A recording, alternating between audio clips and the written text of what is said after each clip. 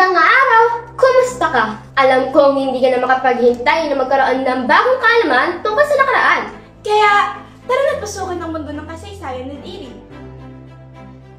Siguro ay narinig niyo na ang pangalan ni Josefa Gabriela Silang o mas kilala bilang Gabriela Silang.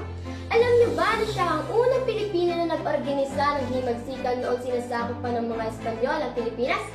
Si Gabriela ay tubong Ilocana na ipinanganak ngayong March 19, taong 1723 sa Santa Ilocos Sur. Si Gabriela ang naging unang pangunahing katiwala at asawa ni Diego Silang, isang Ilocano ng Alsarin. Nakapagtulungan si Diego sa mga British upang pansamantalang tanggalin ang mga opisyal ng Kastila sa Vigan de Ilocos Sur, habang ang mga British ang nagdominio. Noong May 28, 1763 naman, sa pamamagitan ng mga utos mula sa Spanish administration, si Diego Silang ay pinatay nila Miguel Vicos at Pedro Pepe. Nanatili si Gabriela sa pag-aatsa laban sa mga Kastila sa Santa at Vigan. Sa kabila nito, pinangasiwaan niya ang mga guerrilla attacks ng kanyang asawa sa mga Spanish garrison na nakatalaga sa mga libayang bayan. Nakuha niya ang palayan na Generala dahil sa kanyang tanging diskarte sa paglapit at pag-atake.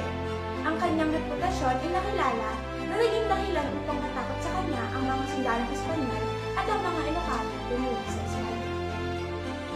Kaya naman, tumakas patungong Abra si Gabriela at muling nireorganisa ang grupo. Noong September 10, 1763, sinubukan niya na sakupin ng Vigan, ngunit nabigo. Sila ay bumalik sa Abra, ngunit nahuli sila noong September 20, 1763, kung saan agad silang binitay. Sumunod nito, ang Provincial Hospital ng Ilocos Sur ay binigyan ng pangalang Gabriela Silang General Hospital bilang pagkilala sa kanyang katapangan. Isa ring organisasyon ng mga kababaihang Pilipino ay tinatag noong April 1984, kung saan ipinangalan ito sa kanya, kaya ito tinawag na Gabriela.